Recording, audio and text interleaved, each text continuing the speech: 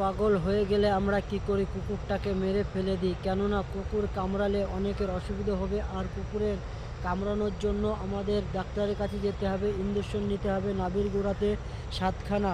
আর এই ইঞ্জেকশন নিতে গেলে অনেক টাকা খরচা হবে। সেই জন্য বলছি আপনারা বাড়ি কুকুর পুষবেন, কুকুরকে মেডিসিন দেবেন আর ইঞ্জেকশন লাগিয়ে রাখবেন, যাতে কুকুরের কোনো বিষ না হতে পারে, আর কুকুর কখনো যাতে কাউকে না কামড়ায়, আর সবাই যাতে সুরক্ষিত থাকে।